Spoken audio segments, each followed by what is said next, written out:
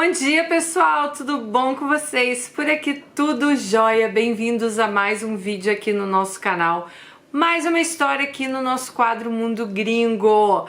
Se você está chegando agora, não esquece de se inscrever aqui no canal para você poder estar acompanhando os nossos próximos vídeos.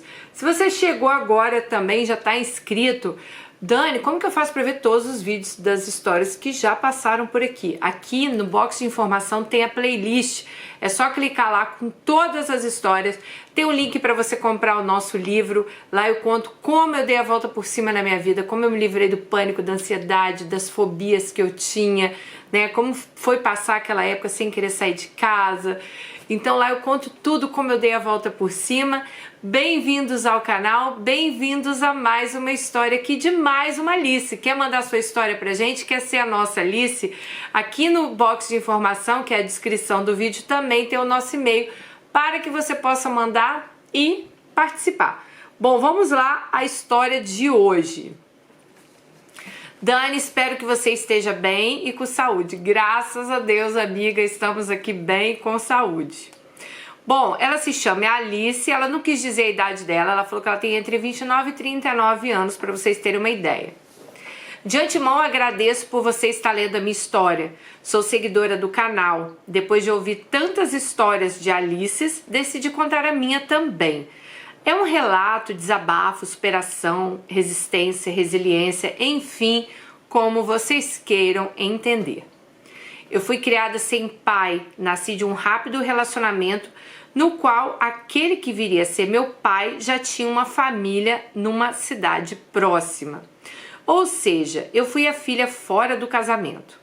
Na época, minha mãe morava num local de difícil acesso e meu pai, além de ser natural dessa localidade, ele ia para lá para trabalhar e visitar os pais dele, que eram meus avós.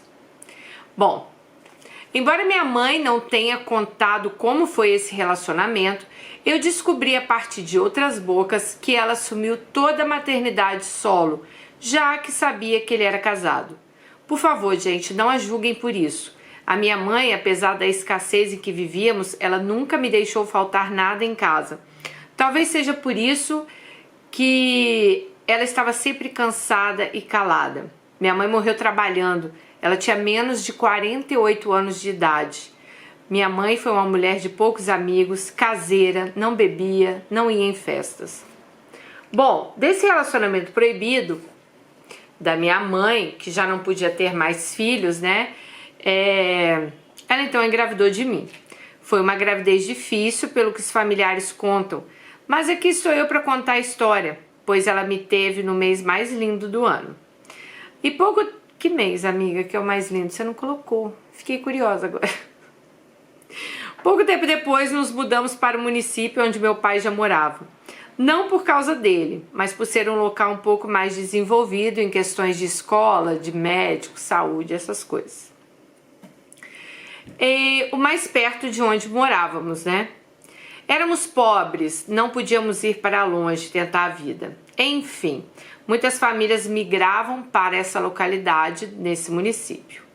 A arquitetura de nossa nova moradia era semelhante à que vivíamos antes. Aquilo que chamávamos de banheiro era localizado no fundo de quintal. Lá o vaso sanitário era uma caixa de madeira com um buraco no meio. E o que mais me assustava do que trazia alívio. O cheiro fédico entranhava nas roupas, queimava as narinas.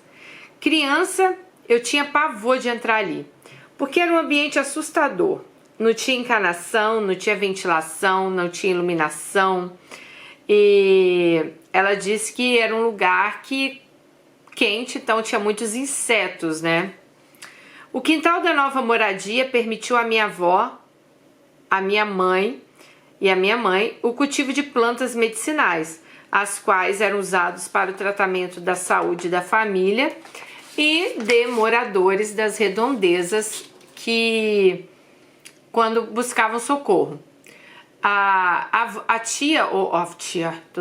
mãe ou a avó dela tinha aquela ciência de que ervas eram boas para isso, aquelas coisas de antigamente, né? tá com isso, toma chá disso, toma daquilo, chá de não sei o que lá é bom pro coração, para reumatismo, então essa era entendida aí das ervas, né? Enfim, conseguimos viver com o básico. Eu nunca passei fome, embora minha vida e a vida da minha família não tivesse sido fácil. Fase essa marcada por faltas econômicas, preconceitos, racismo, principalmente na escola. Eu era preta, lábios virados, nariz chato, cabelo ruim e fui vítima de racismo e bullying diariamente no âmbito escolar. As professoras até viam, mas faziam vista grossa. Diziam que era brincadeira. Naquele tempo era diferente, os apelidos depreciativos eram mais comuns. Bom, além da minha família de mulheres, vieram conosco um homem para nossa cidade, amigo da família, ela põe entre parênteses. Sabe, Dani, morando na nova localidade, com 5 anos de idade, eu fui uma criança muito magra. Eu lembro que por algumas vezes esse tal amigo da família me erguia em cima da sua cabeça para fazer sexo oral em mim.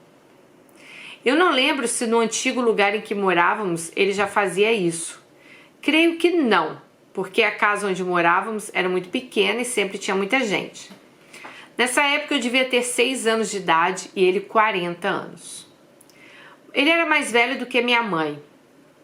É diferente da nova realidade, porque minha mãe trabalhava fora o dia todo, meus irmãos iam para a escola e esse amigo da família tinha praticamente o tempo todo livre para mexer comigo. Ele não chegou a fazer o ato, né? Mas tocou em mim, no meu corpo inteiro, e isso bastava. Eu não entendi aquilo, mas eu sabia que era errado, porque ele fazia aquilo às escondidas. Nessa época eu tinha 6 anos de idade, mas eu me lembro como se fosse hoje. E assim eu fui crescendo. Eu me sentia diferente das outras meninas. Eu me sentia mais madura, mais mulher, embora eu fosse uma criança. Eu nunca sonhava com as meninas como as meninas da minha idade. Por exemplo, eu nunca sonhei em casar de véu e grinalda. Eu nunca sonhei em ter um príncipe encantado, nada disso. Era como se eu fosse literalmente mais velha do que elas. Embora eu ainda brincasse de boneca, gostava da cor rosa, ou seja, de coisas de menina da minha idade. Mas eu não sei explicar o porquê que ela não gostava dessas coisas. Quem sabe um psicólogo, um psiquiatra, um terapeuta ou coisas do tipo um dia expliquem isso. Um tempo depois, acho que uns 2 anos, esse amigo da família casou com uma mulher. Quando eu soube da novidade, eu até pensei em contar para alguém da minha casa o que ele fazia comigo. Eu queria muito proteger a esposa dele do que ele fazia escondido, do que ele iria fazer escondido dela. Mas depois eu desisti, larguei isso de mão. Quem acreditaria numa criança assim? Bom, continuei lá com minhas bonecas e logo passou a vontade de desmascarar aquele sujeito.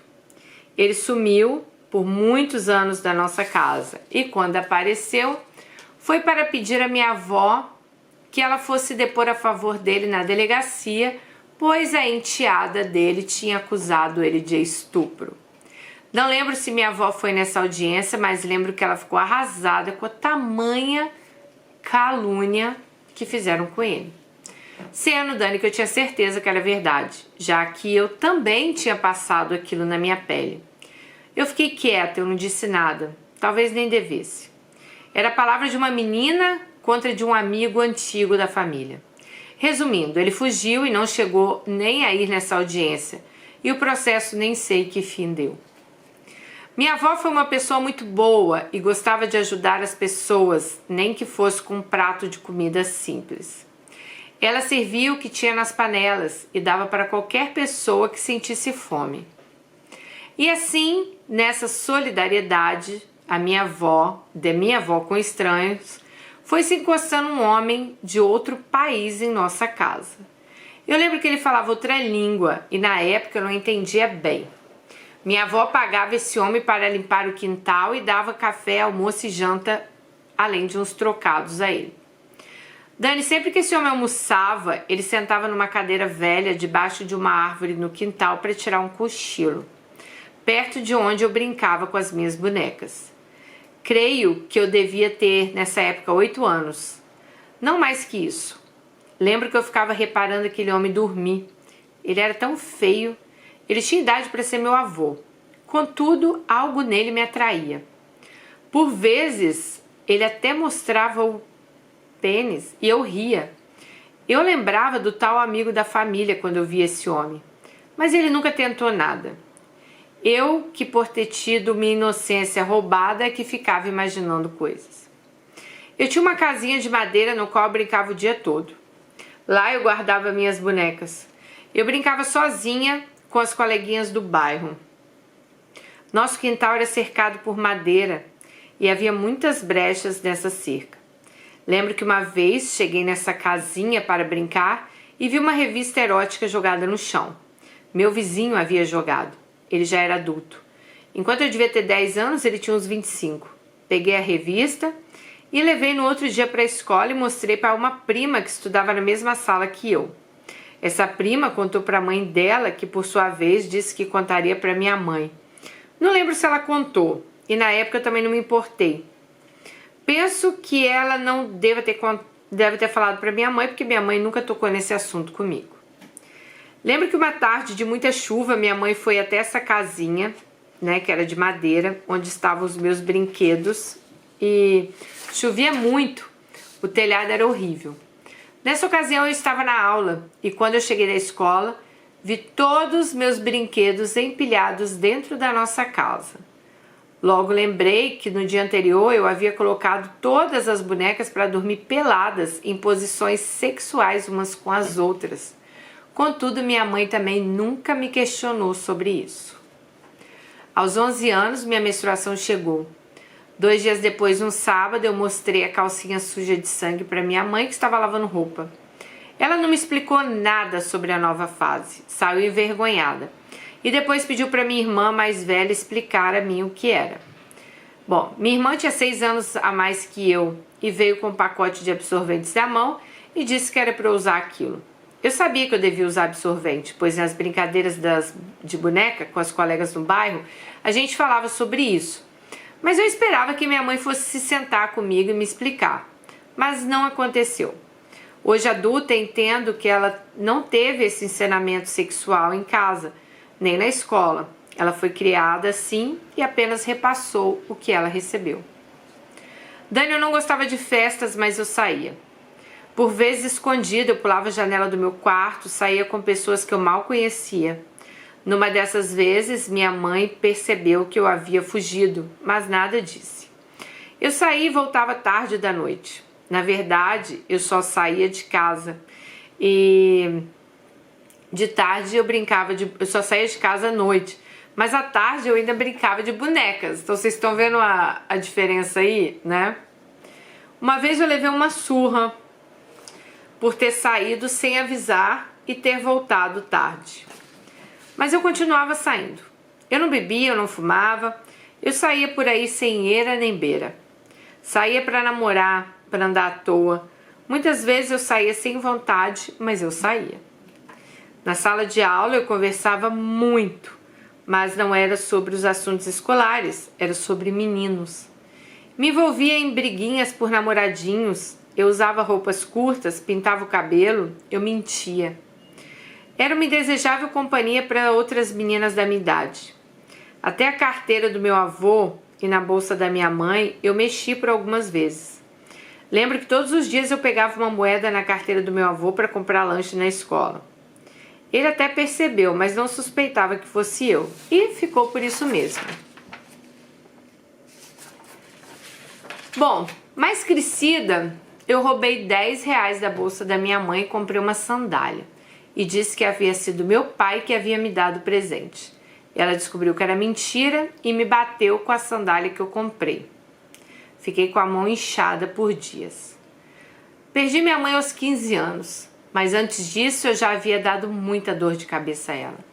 Pelas horas que chegava tarde, pelas mentiras, eu me arrependo muito disso, porque eu sei que ela andava muito doente e não cuidava da saúde por preocupação comigo. Ela foi mãe e pai. E como eu gostaria de ter uma nova oportunidade com ela, de olhar, de ouvir, de abraçar, de dizer a ela o quanto ela era importante na minha vida. Ela faleceu tão jovem. Ela tinha tantos sonhos. Ela foi embora numa manhã de sol, onde as flores de ipê abriam seus botões e enfeitavam as ruas pobres do nosso bairro. A partir dali, tudo se fez luto. No velório me apontaram, me julgaram. Eu estava sozinha, pois até lá as lágrimas tinham me abandonado. 2 meses depois que ela faleceu, eu fui morar com um casal de tios em outra cidade. Sem rumo certo, sem orientação e ainda com meus maus hábitos de sair, usar roupa curtas e a fama de ter dado muito trabalho para minha mãe. Eu fui recebida friamente na nova casa. Meus tios não me davam nada, não eram de falar, mas eu sentia que comida e moradia eu tinha. Minha avó já estava com muita idade, por isso eu fui para lá, para ver se dava um jeito na minha vida. Ao mesmo tempo que eu morei lá, eu nunca consegui de fato me aproximar na época dos tios, dos meus primos. Pelo contrário, eu falava mal deles para a empregada da casa. Eu sentia inveja dos meus primos, da casa deles, dos carros, a vida que eles levavam. Contudo, trabalhei o tempo todo que eu morei lá. Concluí o ensino médio, quando por fim voltei para a minha cidade. Eu era um corpo estranho e eu já não tinha vontade de continuar na casa de estranhos. E foi a melhor coisa que eu fiz, voltar para casa. Sabe, Dani, eu saía para as festas, eu não saía por vontade de sair. Ela não usava roupa curta porque ela tinha vontade de usar roupa curta. Era meio que uma rebeldia dela, né? Por tudo que aconteceu na vida dela, que vocês já ouviram até aqui. Eu nunca fui eu de fato. Eu sinto que eu não tive infância, não tive inocência de menina, sonhos de menina, e isso me prejudica até hoje, porque eu não tenho amigos. Minhas amizades são poucas. É como se eu não se importasse com as outras pessoas ao meu redor. Eu não sei explicar. Os relacionamentos que tive foram vários, mas nunca me apeguei a ninguém. Eles eram como válvula de escape para alguma coisa que eu insistia em procurar e nunca achava. Eu me relacionei com homens mais velhos, homens casados, solteiros, familiares, feios, bonitos, de todos os jeitos que vocês imaginarem. Foi uma fase muito ruim que eu aprendi, mas que eu não gosto de lembrar. Eu cresci com inveja daqueles grupos de amigos que se juntam para ir no show, no cinema, no shopping, porque eu nunca vivi isso. E mesmo vadiando por aí com vários relacionamentos, eu nunca dependi de homem para nada. Eu sempre trabalhei, nada para mim veio fácil. Hoje eu sou independente, eu tenho meu carro, minha casa, uma vida econômica organizada, tenho 2 graduações, pós-graduações, sim, no plural. E se você me perguntar quando essa fase ruim passou, eu diria que foi de uns 7 anos para cá. Hoje eu tenho também uma excelente pessoa ao meu lado, mas que ainda falta muita coisa. Não, e não é filhos. É algo que vai além disso. Talvez viver o que eu não vivi na infância. Talvez o que eu não disse para minha mãe antes dela falecer. E para os amigos que foram embora. Não sei, alguma coisa me falta. Em 2019 eu fiz terapia por 6 meses. Naquela época falei dessas inquietações, mas logo veio a pandemia e mudou muito a minha rotina. E aqui estou eu, escrevendo a você com um nó seco na minha garganta e com os olhos marejados. Dani, eu sofri. Muitos me abandonaram quando eu mais precisei. Muitos me julgaram e isso dói. Eu não fiquei com nada da minha mãe, aliás, com as lembranças. E um desejo enorme de pedir perdão a ela. Bom, essa é uma fração da minha história. Eu não tô aqui para ser vítima. Talvez eu tenha sido lá atrás. Hoje não mais. Talvez eu tenha sido ou ainda, sei lá, sou vítima dos meus pensamentos, pois alguns deles eu não consigo evitar, já que foram em decorrência do que eu passei lá atrás. As pessoas dizem que eu sou orgulhosa, mas eu não sou, Dani. Eu fui tão apontada que me fechei. Eu vivo pro meu trabalho, para os meus estudos, não sou de frequentar a casa de parentes, nem os colegas de trabalho. Quando eu tenho folga, eu assisto algum filme, vou pescar com meu companheiro, viajo e assim eu faço. Talvez eu devesse sim ser mais família, mais carinhosa, mais presente, mas é algo que sinceramente eu não me importo. Bom, eu demorei para desabafar, para escrever minha história, mas aqui tá ela. Aliás, uma parte dela. E hoje eu entendo o porquê de certas atitudes minhas. Mas é passado e eu preciso aprender a olhar para ele com outros olhos e seguir adiante. Dani, eu tinha tudo para não ser quem eu sou. Eu tinha tudo para ter caído no mundo do crime, para ter entrado em depressão, para ter tirado a minha vida, mas eu fiz o caminho oposto que as pessoas pensaram que eu ia fazer. Surpreendi muita gente. Muitos que se aproximaram de mim hoje é por interesse, tipo meu pai. Hoje ele enche a boca para falar que eu sou filha dele. Eu precisei tanto dele, Dani, mas ele não foi um pai presente. De qualquer forma, eu não guardo mágoas, mas também não morro de amores por ele. E é assim que a gente se entende. Dani, querida, obrigada por ler minha história. Gostaria muito de ler os comentários das Alices. Eu sei que eu não sou perfeita, não tenho pretensão de ser, errei muito, magoei quem eu não queria magoar. E isso é um castigo sem tamanho que me corrói. Peço desculpas pelo textão e qualquer dúvida é só enviar por aqui. Alice, um beijo. Cara, eu amei sua história. Nossa, eu me vi muitas vezes na sua história. Eu vou te falar o porquê. Olha, eu acho assim, toda criança que foi abusada na infância, ela carrega uma carga muito, muito, muito pesada para a vida adulta. Isso aí a gente já viu. Eu não sou psicóloga, eu não sou terapeuta, mas a gente já viu isso aqui, são 1000 histórias no canal, né, gente? E todas as meninas que sofreram abuso na infância, elas carregam uma carga muito grande na fase adulta. Eu acho que, assim, é imprescindível você fazer, sim, terapia. Volte o quanto antes que você puder, tá? Eu acho que a forma também de você não ter tido seu pai perto, né, na sua infância. Talvez, gente, tem gente aí que tem o pai perto e fala, ai, mas esse pessoal também. Mas uma coisa é você ter, e talvez, sei lá, seu pai, mas meu pai eu preferia que estivesse longe. Eu já ouvi meninas falando pra mim, Dani, eu preferia que meu pai estivesse longe. É um inferno a casa com ele e tal. Mas talvez se seu pai estivesse longe, você não tivesse conhecido, ele não tivesse, sei lá, nem ligado pra você quando você nasceu, talvez você tivesse esse tipo de sentimento dela. Pra gente que teve pai presente, que bom ou ruim, né, é diferente. Ela não teve.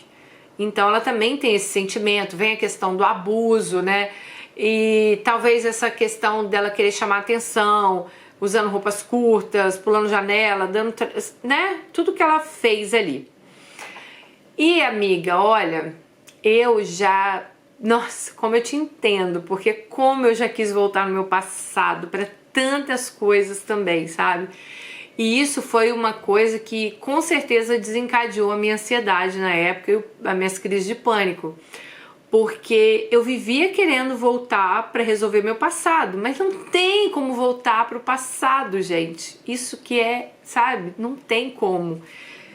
Então, eu não conseguia viver meu presente, porque eu ficava presa lá atrás, coisas que aconteceram lá atrás, que eu me culpava também por ter feito, que eu achava, poderia também ter falado para minha mãe, né, o quanto ela foi importante, poderia ter falado para o meu pai. Eu lembro até hoje, gente, a noite que meu pai morreu, eu gosto de falar assim o que aconteceu comigo, porque eu acho que vocês vendo que alguém também passou por isso, não é só vocês que passaram. Eu vivo falando aqui pra vocês o quanto meu pai foi importante na minha vida, o quanto meu pai foi um homem maravilhoso. Não, isso aí eu não tenho, né, o que falar. Pera aí, gente. Meu negocinho tá chegando da Amazon aqui. Deixa eu ver onde tá. Eu não tenho o que falar do meu pai, né? É fato que ele foi um homem maravilhoso na minha vida. O meu pai, ele morreu 2 dias depois do meu aniversário. Meu aniversário é dia 10 de janeiro, ele morreu no dia 12. E de presente de aniversário, ele tinha deixado eu e meu irmão ir para o Rio de Janeiro. Foi meu aniversário de 17 anos. Então, eu e meu irmão fomos para o Rio de Janeiro no dia 10, não, acho que no dia 9. Eu lembro até hoje, eu despedindo do meu pai no portão e tal. Meu pai já estava doente nessa época, mas assim, ele ia para o hospital, voltava. Nada que ele estivesse mal, que eu falasse, não vou viajar que meu pai vai morrer. Não, ele estava lá com a doença dele, mas tudo sob controle. No dia 11, a minha madrasta falou que meu pai tinha sido internado, mas que era pra gente ficar despreocupado, que ele ia ficar bem. E no dia 12, meu pai entrou em coma, de repente. Então, assim, eu tava no Rio de Janeiro, eu e meu irmão. Naquela época, gente, 91, acho que era, não tinha tantos voos assim pra Vitória. Até hoje não tem muitos, né? Imagina naquela época. E os voos, era verão, então os voos estavam lotados, né? Bom, meu tio teve que mandar um motorista levar a gente pra Vitória. E eu lembro que a gente chegou em Vitória, saímos do Rio de carro, não tinha avião, não tinha passagem. Chegamos em Vitória, sei lá, 8 horas da noite, e 9 da noite meu pai morreu, né? Como se ele estivesse esperando pela gente.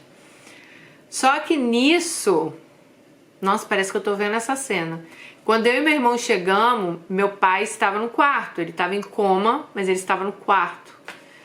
E o médico falou, pode falar com ele, ele vai ouvir vocês. A gente, né, mais novo assim. E meu irmão, desesperado, começou a chorar, foi pro lado do meu pai, deitou do lado do meu pai, pegou na mão do meu pai. E eu não quis entrar no quarto. Eu, tipo assim, eu não conseguia entrar no quarto. Eu não queria ver, sabe, aquilo. Eu não quis ver que meu pai estava ali. E isso, meu pai acabou falecendo 1 hora depois que a gente chegou, né? E o meu irmão foi lá, pai, eu te amo, pai, não sei o que, pai, você é muito importante. Meu irmão foi lá e falou tudo. E eu não falei nada, sabe? Pelo contrário, eu não quis entrar no quarto, eu não quis ver meu pai, né? Que eu poderia estar ali com ele naqueles últimos minutos. Não sei se ele ia me ouvir, se não ia. E eu não fui. E assim, vocês não têm ideia por quantos anos isso, sabe, me perturbou. Porque eu sempre achei que eu deveria ter entrado naquele quarto, que eu deveria ter falado que meu pai morreu sem saber que eu amava ele, sem saber, sabe, o pai maravilhoso que ele foi. Porque eu sempre fui uma pessoa mais fria que o meu irmão. Eu não sei, o pessoal fala que capricorniana é muito fria, né? Eu não sou uma pessoa de expor meus sentimentos, assim, de falar dos meus... Hoje já é diferente, tá, gente? Eu falo todos os dias pros meus filhos, eu ligo todos os dias de manhã, vocês podem perguntar a eles, pra falar, mamãe te ama, você é tudo da minha vida. E eles devem ficar de saco cheio de mim, mas eu falo todos os dias pra eles, pra ele e pra Melina. Quando eu não consigo falar com a Melina porque ela tá na faculdade, eu mando mensagem, entendeu? Então, assim, pra deixar bem claro o quanto eu amo eles, que eu prometi que depois disso eu não ia mais, assim, esconder o que eu sentia das pessoas.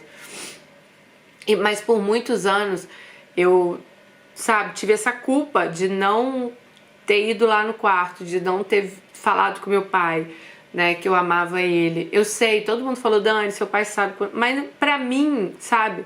Então, assim, eu tinha muita vontade de voltar no passado, sei lá, pedir perdão por alguma coisa que eu fiz. Era, sabe, era louco isso.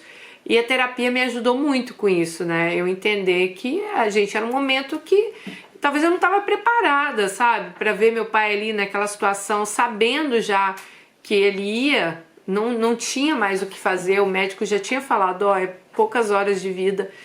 Então, assim, é muito complicado, sabe? E aí foi engraçado que aí o ano passado, quando a minha madrasta morreu, a tia Céia, vocês até acompanharam aqui, eu falei muitas coisas sobre ela aqui. Ela teve um câncer de estômago muito violento, isso sim, foi muito rápido, tá, gente? Ela tinha tido um câncer, tinha melhorado, tava super bem e de repente descobriu um outro câncer, bom, e ela faleceu muito rápido, foi tudo muito rápido. E eu, por causa da pandemia, eu tava aqui, ela no Brasil, eu acabei não vendo. E quando ela tava no hospital, meu irmão me ligou e falou, Dani, e a minha madrasta, ela foi como uma mãe pra gente, sabe? Meu irmão falou, Dani, o médico deu somente umas horinhas de vida pra elas. Aí eu falei, Beto, bota o telefone no ouvido dela. E comecei a falar, sabe? O quanto ela tinha sido importante na minha vida. O quanto eu amava ela. Agradeci por ela ter sido uma segunda mãe pra gente. E meu irmão falou que ela, na hora, tentava abrir o olho, assim, sabe? Ela já tava em coma. E eu consegui falar. Então, isso me ajudou muito, sabe? Infelizmente, umas horas que você consiga, sabe, viver o seu presente. É bem aquela coisa clichê que falam, mas é verdade, o presente é um presente, né? É um dia que a gente tem que viver ele hoje. A gente não vai conseguir voltar lá atrás, não existe isso, infelizmente. O que a gente pode fazer é viver o hoje, aqui e o agora. E nem o futuro a gente consegue viver, porque o dia de amanhã a gente não consegue viver ele hoje. Então, assim, a gente devia ficar menos preocupado, né, com o nosso futuro, ficar menos preso ao nosso presente, ao nosso passado e aprender a viver muito mais o nosso presente. Um beijo pra vocês, fiquem com Deus e até o próximo vídeo. Tchau, gente!